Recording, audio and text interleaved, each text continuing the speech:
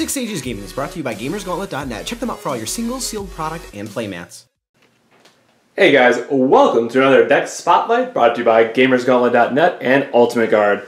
Today I have for you a very spicy brew. So Stefan, also affectionately known as DVG or Deep Voice Guy, was playing this on Saturday, and if anyone knows me, I mean, if you play Yamata, I gotta showcase the list. Like, just shout out to DVG for playing Yamata, keeping our Dragon Lord alive. So we haven't done a lot of New Frontier stuff. That's kind of something that's up in the air. You know, Reflect isn't technically banned yet, but he should be. Who knows? So we really just wanted to showcase kind of some old cards, talk about some new strategies, and again, because I wanted to do the Humpty dance one last time, I had to throw this up. So first we'll talk about the ruler, then we'll get into the stone base, then talk about the main deck, and then wrap it up with his sideboard choices. So up first we have the ruler Shion, kind of everyone's favorite, no surprise here.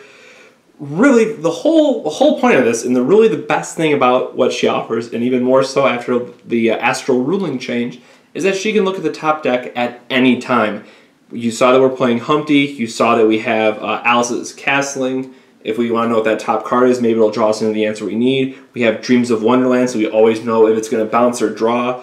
Like, this is really, really important for the deck, and that's just an absolutely great tool to have. On her flip side, you know, all the normal good stuff, but she gets to put a 5-drop or less into play.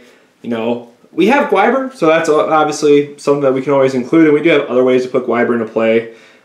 We could do stuff like putting a Prisha into play if we just want to get more damage out there, then castling into an really Humpty Dumpty, so then we can play Yamata off the top. There's a lot of, you know, tricky things that we can be doing, again, keeping in mind that Humpty Dumpty only costs 1 water to activate his effect, and we always know what the next card's going to be. So this card is absolutely great for allowing us to do the combo things that we want to be doing. So then we'll go into the stone base. 2 deep wood. You'll notice that blue is really kind of at least blue and red, and then splash green is kind of like the order of those colors that we need. So deep wood allows us to play our Cheshire Cats. It helps catch Prisha. But really what we're going to be heavily relying on is the stone that a lot of people forgot about, because no one needs to play it anymore, is the 4 Moonshade. And again, these also have a really sweet promo version. This lets us cast the Necromancies out of our hand if we really have to. Yes, it's at the cost of life, but that's just kind of what we have to go with. And it has a lot of other utilities that we can use in terms of getting things to play out of the sideboard, like Sign of the Future and things like that. And then lastly, because we're playing Cheshire Cat, Guinevere, all that good stuff, for Hearthcore, this is kind of like the auto-include.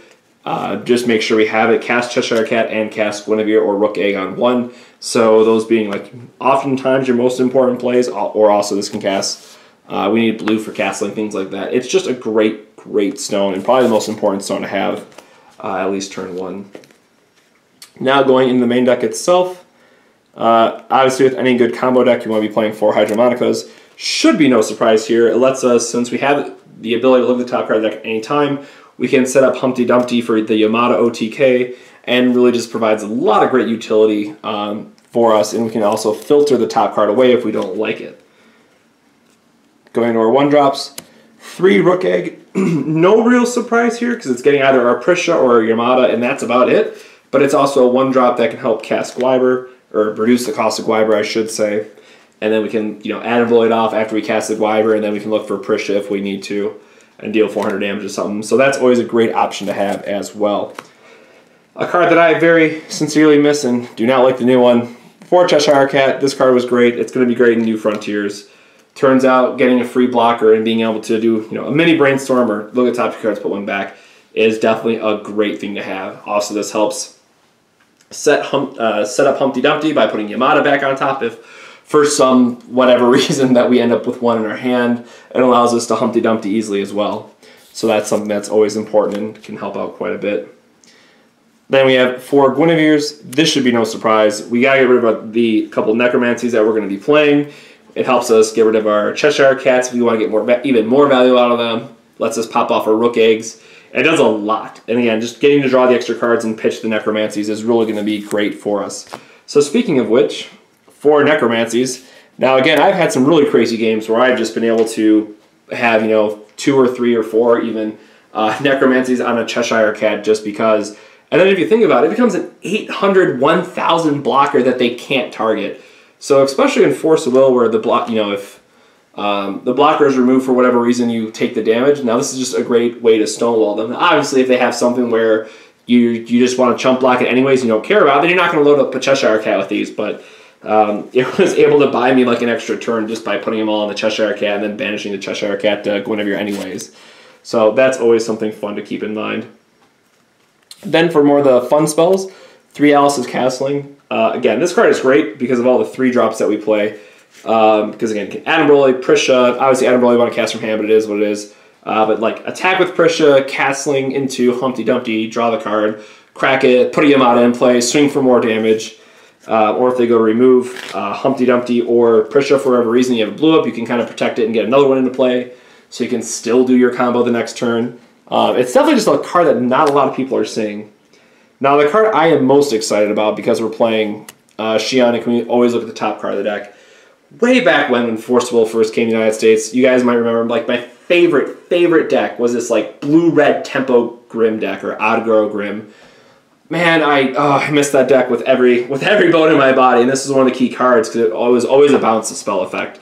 So again, keeping in mind that when the damage goes through, if you bounce the guy, they would take the damage. So it was like you're guaranteed that damage is going to go through, and it was just a great card. And again, there's only, I mean, we have 3 Yamatas, 4 Hydramatikas. There's 7 even cards in the deck, so there's 7 cards where it's not going to bounce something. I mean, that's going to be insane. Or sometimes you just want to draw the card anyways. And with Shion, you can look at the top card, so you're always going to know. Now getting into those 3 drops I mentioned. Prisha, I mean, this card is just great on aggro, in a more mid-range control. If you put this thing up with some Necromancies, I mean, first off, Swiftness, Target Attack, which is going to be Precision now, and First Strike. This is awesome. Load it up with Necromancies, be able to control your opponent's board, especially if they kind of got a slow start. This is just great to punish them and then just keep picking up what they're playing at return while you can buy some time and set up the combo. And then Adam Broly. If we want to be super cute, we can sack off our own Prisha. We can produce a will and deal them 500. And deal them 500 and deal 400 damage to something.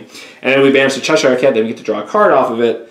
So we could, sack it off, play Adam Broly for free, play Cheshire Cat for free, and then pay 1 white to play a Gwyber. So that kind of gives you an idea of, we're still able to cast the Gwyber pretty easily in the deck if you have these cards set up to do so.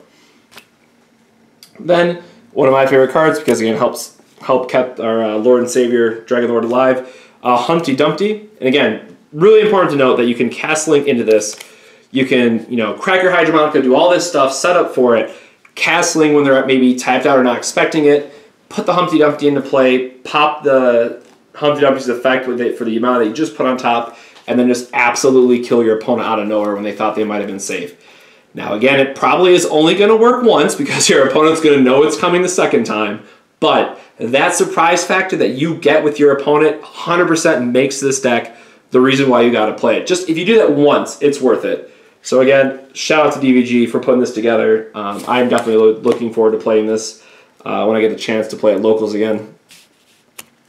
Then we have 3 Gwyber. As I mentioned, he's kind of just a good guy to have, especially in this deck because we can just easily cast him. It's kind of one of those, well, why not? Might as well type things. So 12-12 with Flyer that we can effectively put in for 2 will is what we have to put towards this plan. That's anytime you get a cheap flyer, I mean, it's really good to have. And then last but not least, 3 Yamata, Hail our Dragon Lord. So if you guys haven't seen this card before, long story short, it gets to attack 8 times. If you put some Necromancies up on it, and then you have like a 3 Necromancies, it's just going to be an OTK. And chances are if you've sacrificed a Prisha off, or if you've gotten in a Prisha attack even once with flying or however you did it, this Yamata is always either going to be A, board wipe, or B, it's going to kill them. So both those worlds are okay to be living in my where I'm coming from. So then we get into the sideboard options. Susan, kind of standard. We only need to play 1. We play Rook A. We can tutor it up. Probably put a second one in if you're expecting a lot of Gwyber decks in the format.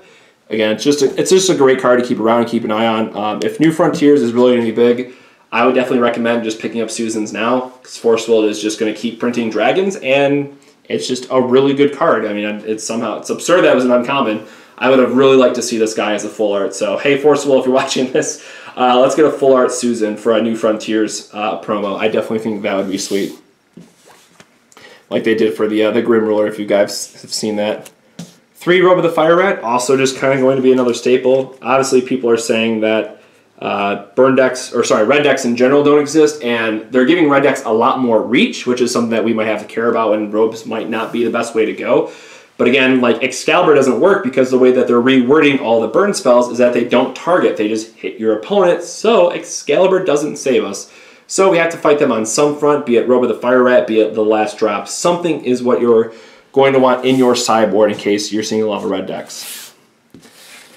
For the other Gwyber decks, or even, I mean, I honestly think that elves will probably be a thing in New Frontiers as well. That's something that I'm looking forward to building, just because like an elf ball list, because we have like the old Christie, and then we have another new Resonator that gives them all an Anthem effect.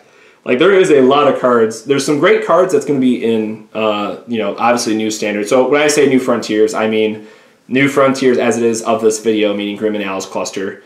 So Wanderer format is where, you know, this is going to be very shortly. I probably should label the video as that. But Wanderer format is going to be great for tribal decks. Vampires got a huge buff with some of the stuff that they got. So I know Kelly is very, very excited about that. And I'm really excited to see what they do with elves. I think we have one more green spoiler if I'm not mistaken. So I'm hoping we get like 1 or 2 more just random things out there. Speaking for more red drop hate, 4 down the drain, pretty standard, pretty obvious. This card is just going to be great. I definitely think that red decks are something to keep in mind going forward. So keep these cards close by, because it turns out they might be super useful. Last but not least, 4 bows. Yes, it can hurt the stealth deck, and who knows if that's going to be a thing in Wanderer or not. But it pops off additions. It can really help slow down aggro decks, so that's something else to really keep in mind. If you are seeing these decks that want to go wide, or fairies is a thing somehow, bow really helps kind of slow down those strategies, because if you open up 2 of these, it's really going to put the brakes on your opponent and give you those couple of turns that you really need to either set up your combo, or if you're playing a different deck and you want to just control the board, if you can do like the good old Demon Flame and bow combo, that's another way to really go. So again, thank you so much for watching, guys. Thank you to DVG for letting me put his deck on the channel. It's, again, absolutely love Yamata. I'm so happy to see that someone put a list together like this. And of course, if you guys want to see your deck list featured, make sure to email us at ggforceofwill@gmail.com. We have a couple other decks that we're going to be looking forward to bringing you guys soon. And make sure to like, comment, subscribe, all that good stuff, so we can get tons of trading card game content out there in the future. So, thanks for watching, guys, and we'll catch you on the next 6 Sages Gaming video. Have a good one. Thank you so much for watching. Be sure to hit that like button and leave us a comment with what you thought of the video. Don't forget to subscribe to 6 Sage Gaming and check out some of the deck spotlights, duel series, and Force of Community videos that are already on the channel. We also have a Facebook and a Twitter, so feel free to find us there. Lastly, if you have a deck that you would like featured in a video, be sure to drop us a comment below. Until next time, take it easy.